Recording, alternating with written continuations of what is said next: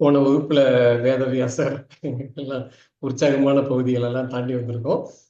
அப்புறம் எப்படி இந்த வேதத்தை நாளா அவர் வரையறுத்தாரு அப்படிங்கிறதெல்லாம் பத்தி பேசிக்கிட்டோம். ம். அப்புறம் அவரே இந்த வேதத்தை மக்கள் சரியா புரிஞ்சுக்கணும். ஏன்னா அன்னைக்கு வேதத்தை பயன்படுத்திட்டு இருந்தாங்கன்னாலும் கூட அவர்கிட்ட ஒரு சிறப்பான ஒரு பார்வை அவருக்குள்ள கருத்தரிச்சிருக்கு. அந்த பார்வை இனிமேதான் அவர் எல்லாருக்கும் சொல்லி தரணும். அப்போ அவர் என்ன பண்றாரு, அதை பத்தி ஒரு ஆய்வு முறையை சொல்லி தர்றாரு. இதை எப்படி புரிஞ்சுக்கணும், இதை எப்படி ஆராய்ச்சி பண்ணணும் அப்படிங்கிறத சொல்லி தர்றாரு. சொல்லி தர்றதுக்கு அவரு சில முறைகளை வகுத்து அவருடைய சீடர்களுக்கு அதை சொல்லி கொடுத்து அந்த முறை நம்ம நாட்டுல அப்பயே பழக்கமாயிடுச்சு. ஆராய்ச்சி பண்ற முறை என்ன அப்படின்ட்டு ஆய்வு முறை. அந்த ஆய்வு முறைக்கு மீமாம்சா அப்படின்னு பேரு. மீமாம்சா அப்படிங்கிறது சம்ஸ்கிருத வார்த்தை. தமிழ்ல அது நூல்கள் எழுதும்போது மீமாம்சை அப்படின்னு எழுதுவாங்க. மீமாம்சா அப்படின்னா ஆராய்ச்சி அப்படின்னு அர்த்தம். பகுத்து ஆராய்தல், துருவி துருவி ஆராய்தல் அப்படின்ட்டு அர்த்தம் மீமாம்சா அப்படின்னா. அப்படி இந்த வேதத்தை ஆய்வு செய்யும் முறை அப்படிங்கிறத ஏற்படுத்தினாங்க. எப்படின்னு பார்ப்போம். இதுல நமக்கு ஏற்கனவே தெரிஞ்ச 2 பகுதிகள், பெரும் பகுதிகள் என்ன?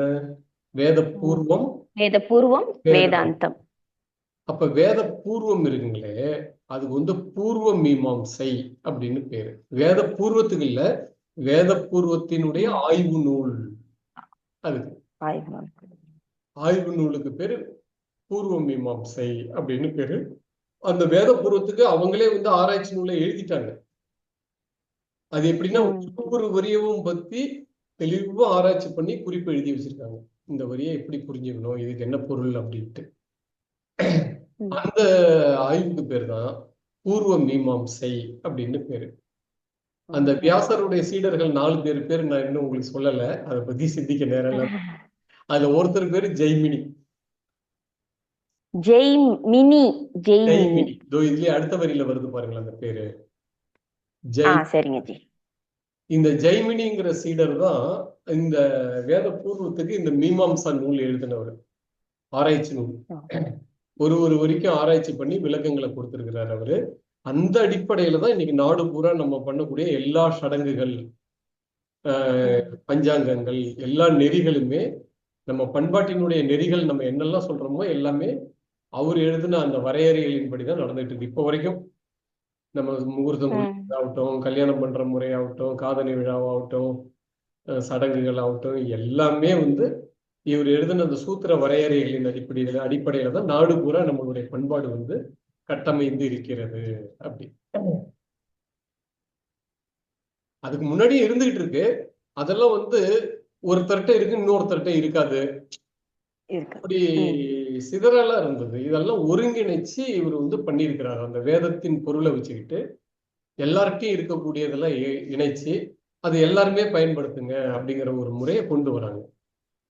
அப்படி அந்த நூலுக்கு பேரு ஜெய்மினி சூத்திரம் அப்படின்னு பேர் இருக்கு. பூர்வ மீமாம்சைக்கும் அதேதான், ஜெய்மினி சூத்திரம்னாலும் அதேதான். அப்படி அது மிகப்பெரிய நூல். அதெல்லாம் எழுதணும்னா ரொம்ப கஷ்டம். அது வாயுலயே அர்ப்பணிக்கணும். அப்பதான் அந்த அளவுக்கு ஒரு ஆராய்ச்சியை எழுத முடியும். இது வெறும் நூல் படிச்சுட்டு எழுதுறது இல்லை. இன்னைக்கு நிறைய எழுத்தாளர்கள்லாம் மது அருந்துவதால் என்ன கெடுதல்னு புத்தகம் எழுதுவாங்க. உலகத்திலேயே அதிகமான புத்தகம் வித்திருக்கும், அதிகமா பணத்தையும் சம்பாதிச்சிருப்பாரு. ஆனா அவர் நோய் ஐசியூல இருப்பாரு. எதனாலன்னா தண்ணி அடிச்சதுனால கல்லீரல் வீணாச்சு அப்படின்னு. நம்மளுக்கு நூல் எழுதுறவங்க எல்லாம் அப்படி இல்லை. ஒண்ணு சொன்னாங்கன்னா முதல்ல அவங்க கடைபிடிச்சு பார்ப்பாங்க. அதுல என்ன இருக்கு, லாபம் என்ன, நஷ்டம் என்ன, அதுல கஷ்டம் என்ன, அதெல்லாம் கடைபிடிச்சு பார்த்துட்டு தான் அவங்க பேசுவாங்க. பேசி மற்றவங்க கடைபிடிச்சு பார்த்துட்டு என்ன நடந்ததுங்கிறத வச்சுக்கிட்டு தான் எழுதுவாங்க. சும்மா நாளும் எழுத்தாளர்கள், கூலிக்கு வேலை செய்யற எழுத்தாளர்கள் கிடையாது இவங்கெல்லாம். இவங்கெல்லாம் வாழ்க்கையவே அந்த கரும்பு ஜூஸ் எடுக்கிற மிஷினுக்குள்ள கரும்பு விட்டா என்னாச்சுங்க, அந்த மாதிரி வாழ்க்கையவே இந்த வேதம்ங்கிற எந்திரத்துக்குள்ள தன்னை விட்டு அது என்ன ஆகுதோ ஆகட்டும்னு தலையை கொடுத்தவங்க இவங்கெல்லாம். அப்படி தலையை அடமானம் வச்சு, வாழ்க்கையை அடமானம் வச்சு சக்கையா அது புழிஞ்சு எடுத்துதான் இவங்களை சரி பண்ணிருக்கு. அப்படி தன்னை சீர் செய்து கொண்டவர்கள் தான் இந்த நூல்களை எல்லாம் எழுதியிருக்கிறார்கள். அதனால நம்முடைய முன்னோர்கள் எழுத்தாளர்களுக்கும் இன்று உள்ள எழுத்தாளர்களுக்கும் யாராவது ஒப்பிட்டு பேசுனாங்கன்னா அதெல்லாம் மூளையற்றவர்கள் செய்யற வேலை. இன்னைக்கு வர்ற எழுத்தாளர்கள் எல்லாம் அவங்க எழுதுறது ஒண்ணும் வாழ்க்கை ஒண்ணு. கூலிக்கு எழுதுறவங்க. சினிமா எடுக்கிறவரு நல்ல கருத்தை சொல்லியிருக்கலாம். அவர் நல்ல கருத்தை சொன்னாருங்கிறதுக்காகவே நம்ம உடனே வியாசர் கூட ஒப்பிட்டுட முடியாது. அவங்களாம் வாழ்க்கையவே அடமான வச்சவங்க.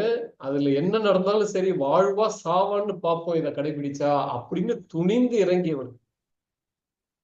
இறங்கி அதுல நன்மை இருக்கிறத பார்த்துட்டு, தனக்கு நன்மை இருக்கிறத பார்த்துட்டு, தன்னை சார்ந்தவர்களுக்கு பிறகு நன்மை இருக்கிறத பார்த்துட்டு அப்புறம்தான் ஊருக்கு உலகத்துக்கு சொன்னாங்க. இதெல்லாம் செஞ்சதுக்கு அவங்களுக்கு என்ன சம்பளம்? ₹1 கூட கிடையாது. வியாசர் அவ்வளவு பெரிய மகாபாரத நூலை எழுதியிருக்கிறாரு. கிட்டத்தட்ட 1,00,000 ஸ்லோகத்தை எழுதியிருக்கிறாரு. பல ஆண்டுகள் அவர் வேற எதையுமே செய்யல. இது ஒரு வேலையாவே இருந்தார். காலையிலிருந்து சாயந்தரம் வரைக்கும். அப்படி இருந்தாதான் முடிக்க முடியும். 1,00,000 ஸ்லோகம் இல்லைன்னா முடிக்க முடியாது. அவருக்கு என்ன சம்பளம்?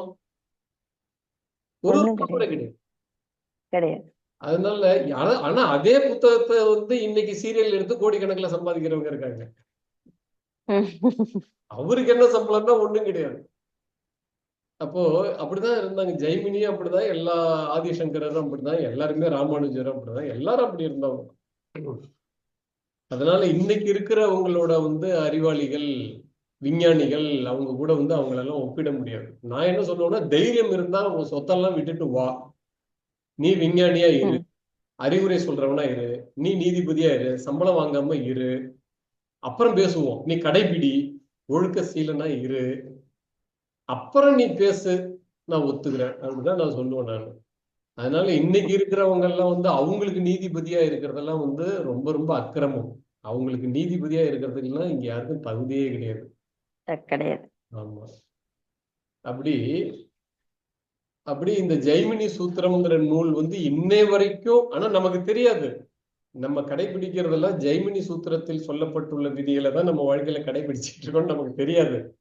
ஆனா அததான் கடைபிடிச்சிட்டு இருக்கோம். இது எப்படின்னா, நான் அந்த பேரை கேட்டது இல்லைங்க ஜி. ஜெய்மன் இவங்க ஆதிசங்கரர், ராமானுஜர் இவங்க எல்லாம் கேள்விப்பட்டிருக்கேன். ஜெய்மினின்றவங்கள கேள்விப்பட்டதே கிடையாது இந்த பேரு. ஆமா. ஆனா நம்ம நாட்டினுடைய எல்லா பண்பாடும் அவர்கிட்ட இருந்தா வருது. நெறிப்படுத்தப்பட்ட பண்பாடு. அதுக்கு முன்னாடி பண்பாடு இருக்கு. அதை பெரிய அளவுல நெறிப்படுத்தினதுன்னு நூலை ஒருங்கிணைச்சது வியாசர். ஆனா அதுல பண்பாட்டினுடைய மூல்யங்கள், பண்பாடு எப்படி இருக்கணுங்கிறதுக்கான விதி வரையறைகள்லாம் வேத பூர்வத்துலதான் இருக்கு. அந்த வேத பூர்வத்தை பற்றிய ஒவ்வொரு வரியையும் ஆராய்ச்சி செய்து விளக்கம் கொடுக்கிற பொறுப்பை தான் ஜெய்மினி எடுத்துக்கிட்டாரு. அப்போ அவரு கொடுத்த விளக்கங்களின் அடிப்படையில தான் அப்புறம் நாடு பூரா அந்த விளக்கங்கள்லாம் போச்சு. எல்லா ஞானிகள், எல்லா வேத பண்டிதர்களும் அதை கத்துக்கிட்டு அவங்க அப்புறம் மக்களுக்கு எப்ப என்னென்னலாம் சொல்லி தராங்களோ அப்ப அவங்க மூலமா வர ஆரம்பிச்சது. இன்னைக்கு இருக்கிற ஆன்மீக சொற்பொழிவாளர்கள் பேசுறது எல்லாமே இந்த ஜெய்மினி சூத்திர அடிப்படையில தான். ஆனா அவங்களுக்கு தெரியாது அதுதான் பேசுறாங்கன்னு. யாருக்கு தெரியும்னா, இந்த நூலை ஒரிஜினல் ஜெய்மினி சூத்திரத்தை படிச்சவர் இருப்பாரு பாருங்க, அவரு என்ன பண்ணுவாரு, அவருடைய சீடர்களுக்கு சொல்லி தருவாரு. அடுத்த நிலை சீடர் அவரு அடுத்த நிலை சீடர்களுக்கு சொல்லி தருவாரு. அவரு அடுத்த நிலை சீடர்களுக்கு சொல்லி தருவாரு. ஜெய்மினி சூத்திரத்தை சொல்லி தர மாட்டாங்க. அவங்கவுங்களுக்கு தேவையான விஷயத்த அந்த ஜெய்மினி சூத்திர அடிப்படையில வருவிச்சு போதனை பண்ணுவாங்க. இப்ப ஒரு கல்யாணம் அப்படின்னா ஜெய்மினி சூத்திரத்துல கல்யாணம் எப்படி பண்ணணும்னு இருக்காது. பண்பாட்டினுடைய பொதுவான கண்ணோட்டங்கள், சட்டதிட்டங்கள் எல்லாம் விளக்கப்பட்டிருக்கும். அதை எடுத்துக்கிட்டு அதுக்கு முரண்படாம அப்புறம் அடுத்த புத்தகம் உத்தர மீமாம்சைன்னு இருக்கு பாருங்க, அடுத்ததை பார்க்க போறோம். வேத அந்தத்தினுடைய நூல். இந்த வேத பூர்வத்துல இருக்கிறதுக்கு முரண்படக்கூடாது, வேத அந்தம் சொல்லக்கூடிய இடத்துக்கு அழைச்சிட்டு போகணும். அப்படி ரெண்டையும் இணைக்கணும். வேத பூர்வம் சொல்லக்கூடிய விளக்கங்களையும் வேத அந்தம் சொல்லக்கூடிய விளக்கங்களையும் இணைச்சு அதை ஒரு குருநாதர் ஆராய்ச்சி பண்ணி கண்டுபிடிப்பாரு, இதுக்கு இந்த இடத்துல இப்படிதான் விளக்கம் வரும்னு. அப்புறம் அது அடுத்த நிலையில திருமணம் நடத்தி வைக்கிற புரோகிதருக்கு ஒருத்தர் அவரு கிளாஸ் எடுப்பாரு. அப்படி அடுத்தடுத்த தலைமுறைக்கு வரும்போது அவரு குருநாதர் சொன்னாருன்னு தான் தெரியுமே தவிர அந்த குருநாதருக்கு எப்படி கிடைச்சது, அதுல ஜெய்மினி சூத்திரத்துல இருந்து எப்படி வந்ததுங்கிறதெல்லாம் தெரியாது அடுத்தடுத்த தலைமுறைக்கு வரும்போது. கடைசியா பார்த்தா திருமண விதிகள்னு வந்து முடியும், அதுக்குள்ள மந்திரங்கள்னு முடியும், அவ்வளவுதான். கோவில் கும்பாபிஷேகம் எப்படி பண்ணணும், அதுக்குள்ள மந்திரங்கள் என்னன்னு வரும், அவ்வளவுதான். இது மாதிரி கடைசியா வரும்பொழுது அந்த மூல நூலுடைய பேர் நமக்கு தெரியாது. இதுதான் நம்ம பண்பாட்டோட சிறப்பு. இல்லைன்னா என்னன்னா நம்ம எல்லாரும் மண்டை போட்டு பிச்சுக்கிட்டு இருப்போம். நமக்கு அந்த சுமை இல்ல பாருங்க. சுமை இல்லாம ஜாலியா இருக்கும். இப்ப உதாரணமா ஒரு குழந்தை வந்து தாய்ப்பால் குடிக்கிறான். அந்த தாய்ப்பால் எப்படி கிடைச்சது? அரிசி பருப்பு வெண்டைக்காய் சுண்டைக்காய் சாப்பிட்டுதான் கிடைக்குது. என்ன இப்ப பிறந்த குழந்தைக்கு வந்து அரிசி பருப்பு வெண்டைக்காய் சுண்டைக்காய் சாப்பிட வேண்டிய பொறுப்பு இருக்கா? கிடையாது. கிடையாது. அதெல்லாம் அம்மா சாப்பிட்டுக்கிறாங்க. அம்மா சாப்பிட்டுட்டு அதனுடைய சாறு கடைசியா குழந்தைக்கு என்ன வேணுமோ அது மட்டும் வரும். அவங்க ஒரு மூட்டை சாப்பிட்டாங்கன்னா எனக்கு வந்து 100 மில்லி கிடைக்கும். அப்படி கடைசியா இது தேவையான சாறு மட்டும் வந்துடுது. ஆனா அம்மா அதை சாப்பிட்டாங்க. அதே போலதான் இந்த பாடத்தை அந்த குருநாதருக்கு அவங்க எல்லாம் வந்து மூட்டை மூட்டையா சாப்பிடணும். கடைசியா கடைபிடிக்கிற குழந்தைகள் நமக்கு வந்து அதனுடைய சாறு மட்டும் வந்துடும். அது எப்படி வந்தது? அம்மா வெண்டைக்காய் சுண்டைக்காய் சாப்பிட்டு வந்ததுலாம் குழந்தைக்கு தெரியாது. இவன் வளர்ந்த பிறகு இவனுக்கு தெரியும். ஒரு நாள் சாப்பிடலன்னா சாப்பாடு இல்ல, பால் மட்டும் குடிச்சிட்டு இருடான்னா போதும், மயக்கம் போட்டு கீழே வந்துருவான். இல்ல எனக்கு ஏதாவது தோசை செஞ்சு விடுமா, என்ன 25 வயசுல. அப்போ ஆனா அந்த வயசுக்கு வந்து சாறு தான் தேவைப்படுது, பால் தான் தேவைப்படுது. வளர வளர அப்புறமேலுக்குதான் நம்ம புல்லெல்லாம் மேய வேண்டியது, அப்புறம் பாத்துக்கலாம். ஆனா ஆரம்பத்துல இப்படி. அதனாலதான் மக்களுக்கு இதெல்லாம் நம்ம காட்டுறது இல்லை. இது நம்ம பண்பாட்டுடைய சிறப்பு. இதெல்லாம் மூல நூல்கள் எல்லாம் கூட்டணும்னு வச்சுப்போம், அது 1000கணக்குல வரும். அதெல்லாம் யாரு படிச்சுக்கிட்டு மனப்பாடம் பண்ணிட்டு வாழ்க்கையே பத்தாது. நமக்கு தேவை என்ன? கோயிலுக்கு போனா எந்த பக்கம் சுத்தணும், அவ்வளவுதான். எங்க நின்று நமஸ்காரம் பண்ணணும், அவ்வளவுதான். நமக்கு தேவையானது வந்துருச்சு. எந்த சாமிகிட்ட என்ன கேட்கணும், அவ்வளவுதான். ராகுகாலம்னா என்ன, எமகண்டம்னா என்ன தெரிஞ்சுதா? தெரிஞ்சு அவ்வளவுதான். நமக்கு தேவையானது கிடைச்சது. கடைபிடிச்சுக்கிட்டு இருந்தோம்னா அப்புறம் 40 வயசுல என்ன கத்துக்கணுமோ கத்துக்கிறோம், 50 வயசுல கத்துக்க வேண்டியதை கத்துக்கிறோம், 80 வயசுல கத்துக்க வேண்டியதை கத்துக்கிறோம். அப்புறம் இதெல்லாம் கத்துக்கதான் போறோம். ஆனா அந்தந்த வயதில் கத்துக்கிறோம். அப்படி ஜெய்மினி சூத்திரம் அப்படிங்கறதுல இருந்தா நம்ம ஒட்டுமொத்த பண்பாடும் இன்னைக்கு இருக்கிற பண்பாடு வந்து வருவிக்கப்பட்டு இருக்கு. இது வந்து வேத பூர்வத்தை பற்றிய ஆராய்ச்சி நூல். அதை பற்றிய விளக்கங்கள் எல்லாம் அங்க அந்த குருஜி பேசியிருக்கிறார், ஜெய்மினி முனிவர் பேசியிருக்கிறார். அடுத்து உத்தர மீமாம்சை அப்படின்னா என்ன அப்படின்னா, இந்த வேதத்தினுடைய கடைசி பகுதி உத்தர வேத அந்தம் அப்படின்னு தெரியும். அது உத்தர பாகம் அப்படின்னு சொல்லலாம் அப்படின்னு முன்னாடி ஸ்லைடுல நம்ம பார்த்திருப்போம். இந்த வேத பூர்வத்தை வந்து பூர்வ பாகம் அப்படி சொல்லுவாங்க, வேத அந்தத்தை வந்து உத்தர பாகம். அதனால இந்த நூலுக்கு, இதை பற்றி ஆராய்ச்சி நூலுக்கு என்ன பெயர் அப்படின்னா உத்தர மீமாம்சை. உத்தர மீமாம்சா அப்படின்னு சமஸ்கிருதத்துல. இதுக்கு வந்து இன்னொரு பேர் வந்து சமூகத்துல ரொம்ப பிரபலமா இருக்கும், பிரம்மசூத்திரம் அப்படின்னு சொல்லுவாங்க. பிரம்மசூத்திரம் அப்படிங்கிறது இந்த உத்தர மீமாம்சாவை பத்தி தான் சொல்லப்படுது. இதை எழுதினது யாரு அப்படின்னா வியாசரே எழுதினார். வியாசாச்சாரியாரே இந்த வேத அந்தத்துக்கெல்லாம் ஒரு வரியா ஒரு வார்த்தையா எடுத்துக்கிட்டு இதுக்கு என்ன விளக்கம், இதுக்கு என்ன விளக்கம், இதுக்கு அந்த விளக்கத்தை கொடுத்துடக்கூடாது, ஏன் கொடுக்க கூடாது, அதை கொடுத்தா என்ன விளைவாகும், இதை எடுத்துக்கிட்டா இந்த பொருள் தான் சரியான பொருள், இதை எடுத்துக்கிட்டா என்ன பலன் வரும், இப்படிங்கிறதெல்லாம் ஒரு வார்த்தையும் ஒரு வாக்கியத்தையும் மெனக்கட்டு உட்கார்ந்து ஆராய்ச்சி பண்ணி காட்டுறாரு, நிரூபிக்கிறார். அந்த ஆராய்ச்சி முறைகள் எல்லாம் அடுத்து நம்ம பார்ப்போம். அப்படி இந்த வேதாந்தத்தை இவர் வந்து ஆய்வு செஞ்சு நூல் எழுதியிருக்கிறாரு. இந்த நூல்ல இன்னமும் இருக்கு, இன்னமும் படிக்கிறவங்க இருக்காங்க, இன்னமும் ஆயிரக்கணக்குல படிக்கிறவங்க இருக்காங்க. ஆனா சில ஆயிரம் பேர், கோடிக்கணக்குல கிடையாது, சில ஆயிரம் பேர் இந்த சப்ஜெக்ட்ல வளர வளர வளர வளர நிறைய நூல்கள் கத்துக்க என்ன ஆகும்னா அப்புறம் வேற என்ன பண்றதுன்னா இங்க போய் ஆகணும். அவங்க இந்த பூர்வ மீமாம்சை படிப்பாங்க, உத்தர மீமாம்சை படிப்பாங்க. அப்படி உயர்நிலைக்கு போக அவங்க முடிகிற இடம் கடைசியா இதுதான். இந்த நூல்கள்லாம் கிட்டத்தட்ட பார்த்தா கடைசி நூல்னு வச்சுக்கலாம். இந்த பிரம்மசூத்திரம்லாம் கிட்டத்தட்ட பார்த்தா கடைசி நூல். நம்ம பண்பாட்டு நூல் கட்டமைப்பிலேயே கடைசியா படிக்கப்படுற நூல் இந்த பிரம்மசூத்திரம். அதனால என்னன்னா கிட்டத்தட்ட இதை படிக்கிறவங்க எல்லாம் 90 வயசு 100 வயசு அப்படி ஆயிடுவாங்க. இப்பெல்லாம் கொஞ்சம் சின்ன வயசுல கூட படிக்கிறாங்க. எனக்கும் என்னுடைய குருநாதர் 30கள்லயே சொல்லி கொடுத்தாரு. இன்னைக்கு வந்து 20-30ல வர்றவங்களுக்கும் சொல்லி தராங்க. ஆனா அன்னைக்கு அப்படி இருந்தது இல்லை. ஆனா இன்னைக்கு 20-30ல எல்லாம் பெரும்பாலும் சொல்லி தரது இல்லை. வயதான பிறகுதான் இந்த பிரம்மசூத்திரத்தை சொல்லி தர்றாங்க. அந்த சந்நியாசம்னு பேசிட்டோமே, அந்த சந்நியாச பருவத்துக்குள்ள நூல் இந்த பிரம்மசூத்திரம். ஆனா ஜெய்மினி சூத்திரம் கிடையாது. ஜெய்மினி சூத்திரம்ங்கிறது இல்லறத்தார்களுக்கு உள்ளது. இல்லறத்தில் குருநாதர் பருவத்துல இருக்கிறவங்களுக்கு உள்ள பாடம் அந்த ஜெய்மினி சூத்திரம். ஏன்னா அவங்களுக்கு அப்பதான் அதை புரிஞ்சுக்கிட்டாதான் சரியா அடுத்த தலைமுறையில இருக்கிறவங்களுக்கு வழிகாட்ட முடியும். அதுக்காக வழிகாட்ட முடியும். சரி, இப்ப 2 பேருமே 2 மீமாம்சா நூல்களை எழுதியிருக்கிறார்கள். 2 பேருமே ஆய்வு செய்யக்கூடிய முறையை கடைபிடிக்கிறார்கள். ஒரு டிசிப்ளின், ஒரு நாகரிகம், ஒரு பக்குவம், ஒரு படிகள், வரிசை கிரமம் கடைபிடிக்கிறார்கள். அந்த நூல்ல ஆய்வு செய்யறதுக்குன்னு கிரமங்களை கடைபிடிக்கிறார்கள். அது என்ன கிரமத்தை கடைபிடிக்கிறார்கள் அப்படின்னா, முதல்ல என்ன பண்றாங்கன்னா, அல்லது நமக்கும் சொல்றாங்க, இப்படிதான் ஒரு நூலை நம்ம புரிஞ்சுக்கணும், ஆராய்ச்சி பண்ணணும் அப்படின்ட்டு. குறிப்பா நடத்தக்கூடியவர், நூல் எழுதுறவரு, அவங்க எல்லாம் இதை கட்டாயமா தெரிஞ்சு வச்சிருக்கணும் அப்படின்ட்டு ஆராய்ச்சி முறைகளை விளக்கியிருக்காங்க. என்னன்னா, முதல்ல விஷய யாக்கியாவை பேசணும் அப்படிங்கிறாங்க. விஷய யாக்கியா. விஷய யாக்கியான்னா என்ன? அவங்க எழுதுனது வேதத்துல இருந்துங்கிறதுனால வேதம், வேற யாரு எழுதினாலும் கூட இந்த முறைதான்.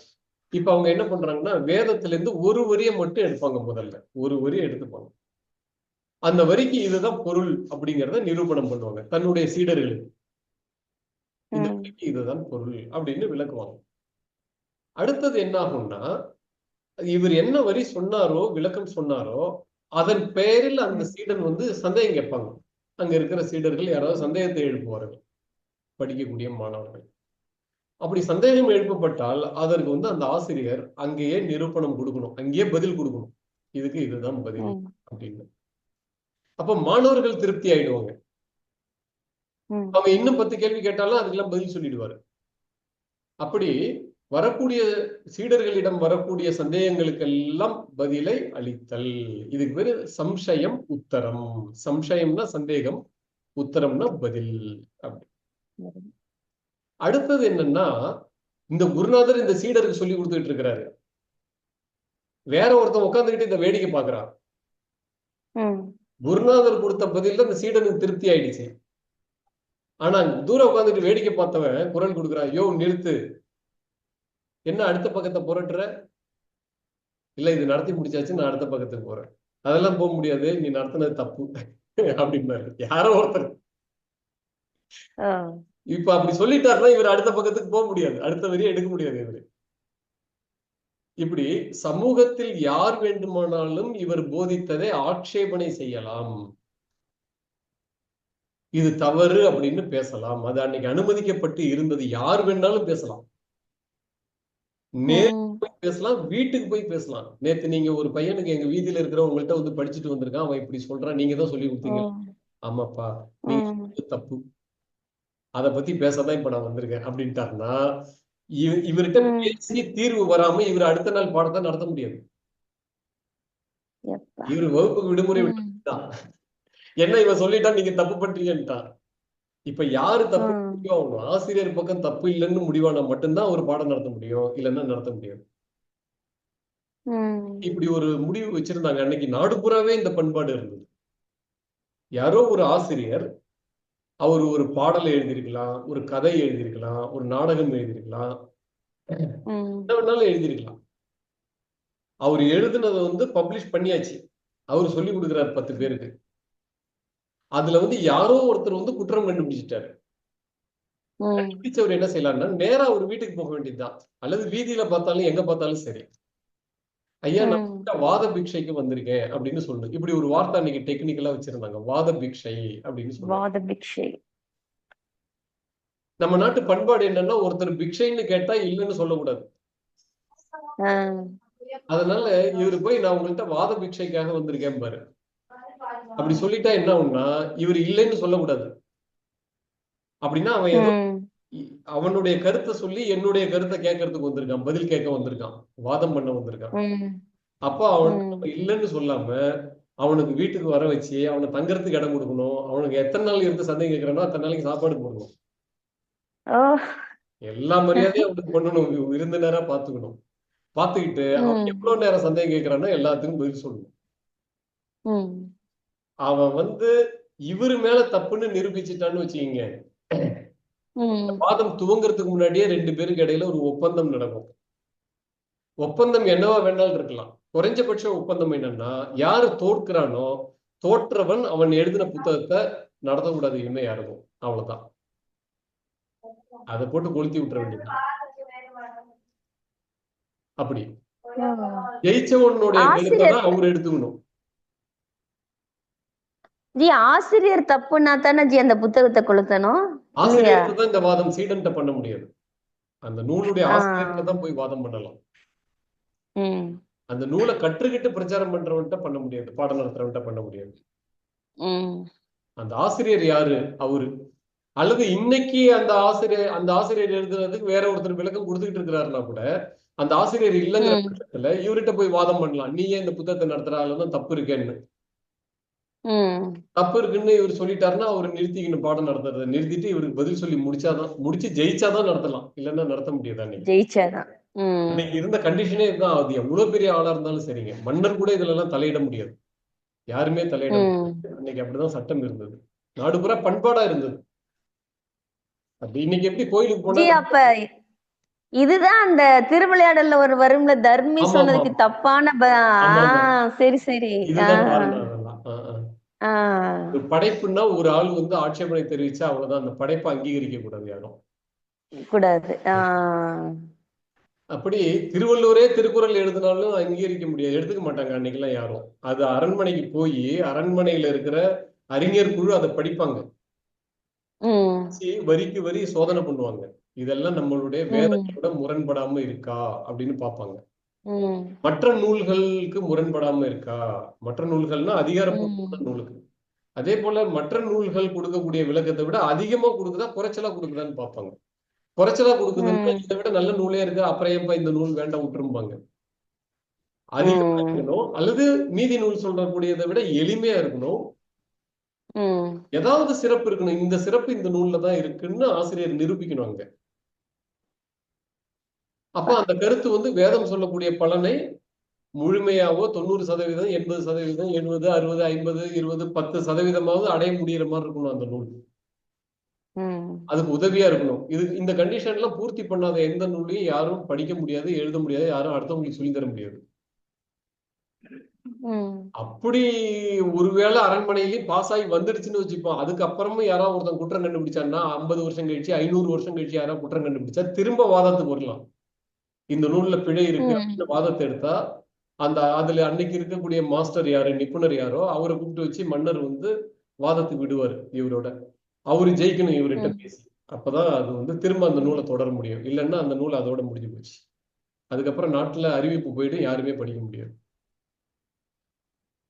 இப்படி ரொம்ப ரொம்ப கட்டுப்பாடோட தான் நம்ம நாட்டு நூல்கள்லாம் வந்து வந்திருக்குது. சும்மானாலும் எழுதி ஓலைச்சுவடியிலே எழுதினாலும் அவங்களெல்லாம் காப்பி எடுத்துக்க முடியாது, எழுத முடியாது. அதெல்லாம் மன்னருடைய அங்கீகாரம் வேணும், அரண்மனையினுடைய அங்கீகாரம் வேணும், அதுக்கு பேர் தான் அரங்கேற்றம்னு பேர். எதுவா இருந்தாலும் அது ஒரு பாட்டு எழுதினாலும் சரி, எல்லாமே வந்து மன்னர் சபையினால அங்கீகரிக்கப்பட்டு அதுக்கப்புறம் தான் வந்து வெளிப்படும், வெளியில வரும். அப்படி எவ்வளவு பொறுப்பா இருந்திருக்காங்க என்ன ஜி, ஒரு தப்பான விஷயம் மக்கள் கிட்ட போயிடக்கூடாதுன்னு எவ்வளவு இதுவா இருந்திருக்காங்க, ஜாக்கிரதையா இருந்திருக்காங்க. ஆமா. அதே போல இந்த பூர்வபக்ஷம்ங்கிறது இதுதான். ஒருத்தருடைய உபதேசத்துல அன்னைக்கு சமூகத்துல உள்ள சிந்தனையாளர்கள் முக்கியமான எதிர்ப்பு கருத்தை வச்சிருக்காங்கன்னா அந்த எதிர்ப்பு கருத்துக்கெல்லாம் வந்து பதில் சொல்லியே தீரணும் இந்த நூலாசிரியர், என்னென்ன கருத்தெல்லாம் அப்படி இருக்கு அப்படின்னு. அப்போ அவங்க நேர்ல கேட்கலாம், அல்லது இவர் வந்து யார் மூலமாவது கேள்விப்பட்டிருக்கலாம். இந்த வேதத்தின் வரியை நான் விளக்குறேன், இந்த கருத்துக்கு முரண்பட்ட வாதங்கள் சமூகத்தில் இருக்கிறது, அது என்ன அப்படின்னு எடுத்துக்கிட்டு அதுக்கு விளக்கம் சொல்லி அதனால அந்த எதிர்வாதம் தவறு அப்படிங்கறத நிரூபிச்சுட்டு இங்க அதுக்கு என்ன பரிகாரம் இருக்கு அல்லது இங்க அதுக்கு என்ன தீர்வு இருக்குங்கிறத இவரு நிரூபிக்கணும். அப்படி யாராவது எதிர்த்தரப்பு வாதத்தை நேர்ல வந்து பேசினா பதில் சொல்லணும். அப்படி யாரும் சொல்லலைன்னாலும் அன்னைக்கு சமூகத்துல என்னென்ன எதிர்த்தரப்பு வாதங்கள் இருக்கோ அதுக்கெல்லாம் இவரு பதில் சொல்ல கடமைப்பட்டவர். இந்த ஆய்வு செய்யறவர் எல்லா விதமான எதிர்த்தரப்பு வாதத்தையும் அவரு ஜெயிச்சு காட்டணும். அப்படி அதான் பூர்வபக்ஷம்ங்கிறது. பூர்வபக்ஷம்னா எதிர்த்தரப்பு வாதம், அதுக்கு உத்தரபக்ஷம்னா தன் பக்கத்து வாதம், பதில் சொல்றது. நிரூபணம், பதில். இவர் நிரூபிச்சு இந்த வரி அதனால சரியானது, கொடுக்கப்பட்ட விளக்கத்தில் பிழை இல்லை அப்படின்னு அவர் காட்டணும். இது அடுத்த நிலை, 3வது 4வது நிலை. அடுத்தது என்னன்னா நிர்ணயம். இப்பதான் இந்த சீடனுக்கு திருப்தி, அவங்க இவரை பேச்ச கேட்கலான்னு, இல்லைன்னா திருப்தி வராது. இவ்வளவு நடந்து இந்த 4 நடந்தாதான் அடுத்த சீடனுக்கு சரி இவர் பேச்ச நம்பலான்னு தோணும். அப்பதான் இவர் நிர்ணயம் பண்றாரு. அதனால் கடைசியா கொடுக்கப்பட்ட வரிக்கு நம்ம பொருள் சொல்லியிருந்தோம். அதுக்கு இப்படிலாம் சந்தேகம் கேட்டாங்க, பதில் சொல்லியாச்சு. எதிர்ப்பு வாதம் வந்தது, அதுக்கும் பதில் சொல்லியாச்சு. அதனால இதுக்கு இதுதான் விளக்கம் அப்படின்னு கடைசியா முடிவு பண்ணுவார். அப்படி நிர்ணயம்னு பேர்.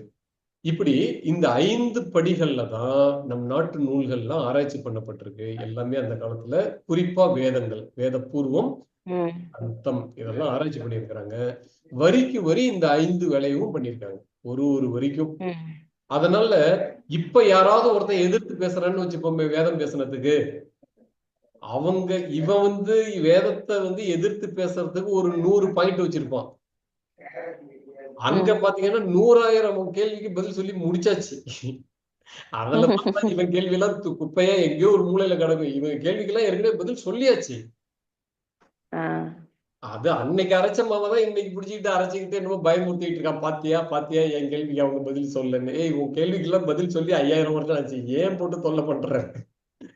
இதுல இன்னொரு பிரச்சனை இருக்கு. நம்ம முன்னாடி பேசிக்கிட்டோமே ஆய்வு முறையில, அதே போல ஒருத்தன் எதிர்தரப்பு வாதம் கேட்கிறன்னு வைங்க, அந்த வாதத்துக்கு ஏற்கனவே 10 வருஷத்துக்கு முன்னாடி பதில் சொல்லப்பட்டிருக்கு, 1000 வருஷத்துக்கு முன்னாடி பதில் சொல்லப்பட்டிருக்குன்னா அந்த வாதத்தை திரும்ப கேட்க கூடாது.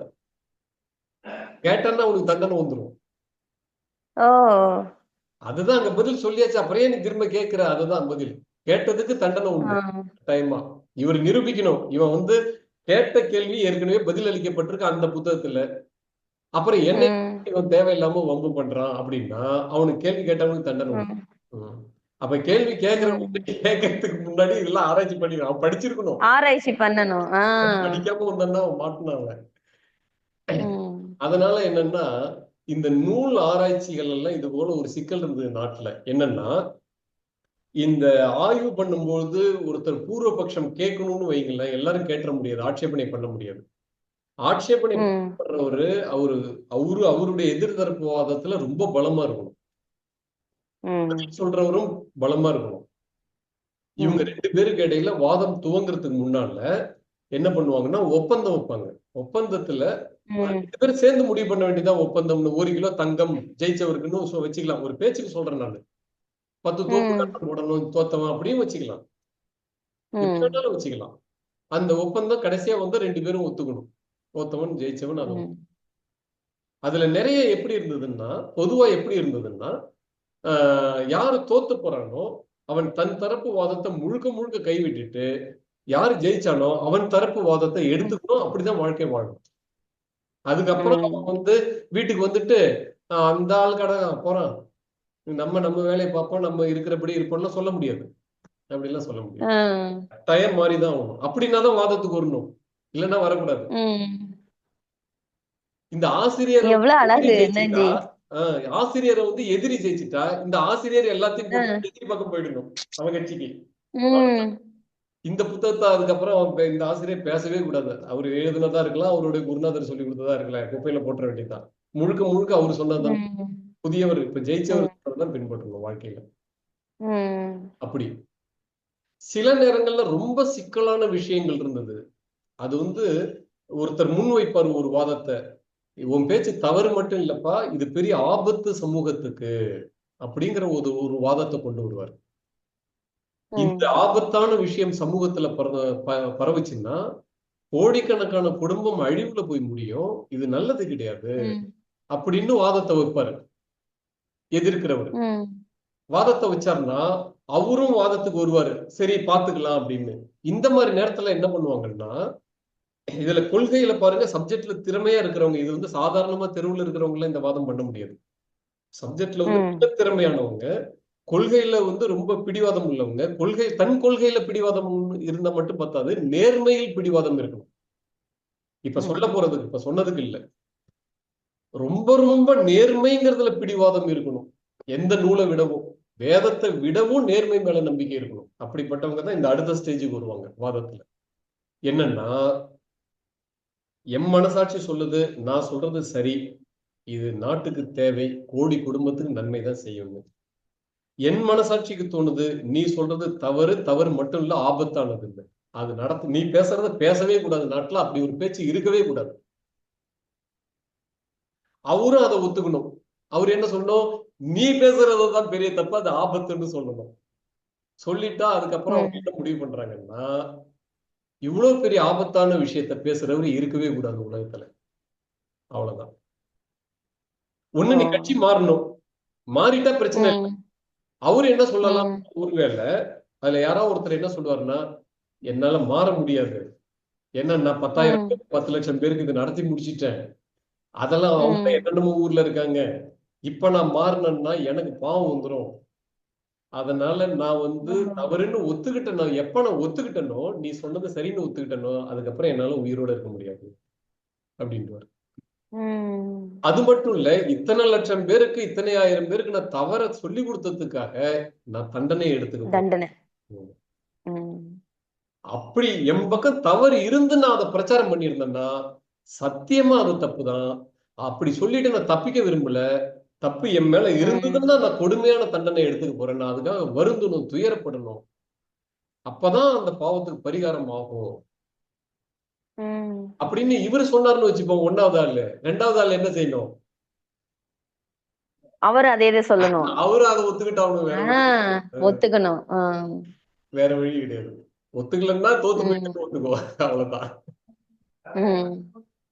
அப்படின்ட்டு மரணம் எப்படிப்பட்ட துயரமான மரணம்னு அறிவிப்பாங்க. அந்த மரணம் ஒப்பந்தமாயிடும் பல நேரம். இந்த மாதிரி குருநாதர்கள் ரொம்ப விஐபின்னு வச்சுப்போம், முக்கியமானவங்கன்னு வச்சுப்போம். அவங்க எல்லாம் இப்படிதான் முடிவு பண்ணுவாங்க. ஏன்னா அவங்களால பல ஆயிரம் பேர் வாழ்க்கையெல்லாம் கடைபிடிச்சிட்டு இருக்காங்க. இப்ப அந்த 1000 பேர் எங்கெங்கயோ இருப்பாங்க. கன்னியாகுமரியில ஒருத்தர், காஷ்மீர்ல ஒருத்தர், குஜராத்ல ஒருத்தர், அசாம்ல இவங்கெல்லாம் தேடி போய் சொல்லிட்டு இருக்க முடியுமா என்ன? யாரெல்லாம் அந்த பேச்சை கடைபிடிக்கிறாங்கன்னு தெரியாது. அவங்க குடும்பம் எல்லாம் இப்ப அழிவுல போயிட்டு இருக்கு. அப்போ அழிவுல போயிட்டு அந்த தப்பை நான் பண்ணிருக்கேன்னா என்ன பண்ணும்? அதுக்கு நான் தண்டனை எடுத்துக்கணும், வேற வழி கிடையாது அப்படிங்கிற நியாயமான உணர்வோட மரணத்தை தோல்வியின் தண்டனையாக எடுத்துக்கொண்டார்கள், தன் தவறின் தண்டனையாக எடுத்துக்கொண்டார்கள். அப்படிதான் இந்த வாதம் நடந்திருக்கு நிறைய. முக்கியமா இந்த வாதம் எப்ப ரொம்ப பெருசாச்சுன்னா, நம்ம கேள்விப்பட்டிருப்போம் ஆதிசங்கரனுடைய வாழ்க்கையில இந்த வாதம் ரொம்ப பெருசாச்சு. அப்போ ஆதிசங்கரர் இருக்கும் பொழுது என்னன்னா, நம்ம நாட்டுல மிகப்பெரிய ஒரு புயல் அடிச்சுக்கிட்டு இருந்தது. என்ன புயல்னா, இந்த வேத கலாச்சாரம், வேத நூல்கள் பேசுறது தவறு அப்படின்னு ஒரு புயல் அடிச்சுட்டு இருந்தது நாடு பூரா. நாடு பூரா நிறைய பேரு அந்த வாதத்தை கேட்டு கேட்டு குழப்பத்துல இருந்தாங்க. அது ஒரு குரூப் கிளம்புனாங்க. கிளம்பி இந்த வேத பண்பாடு விடுங்க, அது காட்டு மிராண்டித்தனம் அப்படின்னு பிரச்சாரம் பண்ணாங்க.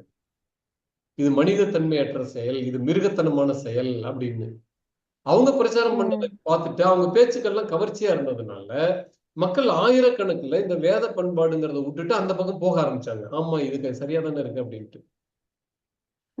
நாடு பூரா இது பெரிய மாற்றத்துக்கு போயிட்டு இருந்தது. வேதம்ங்கிறதுக்கு அட்ரஸ் இல்லாம போயிடுமோ அப்படிங்கிற ஒரு சூழ்நிலை வந்துட்டு இருந்தது. அது ஒரு கவர்ச்சியான வாதமா வந்துட்டு இருந்தது. அந்த நேரத்துலதான் இந்த ஆதிசங்கரர் பிறந்தாரு. அவரு சின்ன வயசுலயே இந்த விஷயங்கள் எல்லாம் படிக்கக்கூடிய அளவுக்கு அவருக்கு ஒரு அறிவாற்றல் இருந்தது. அதனால என்னன்னா 12 வருஷம் படிக்க வேண்டியதெல்லாம் இவர் வெறும் 6 வருஷத்திலேயே படிச்சு முடிச்சுக்கிட்டாரு. அதுக்கப்புறம் வடபாரதத்துக்கு பாத யாத்திரையா போயிட்டாரு.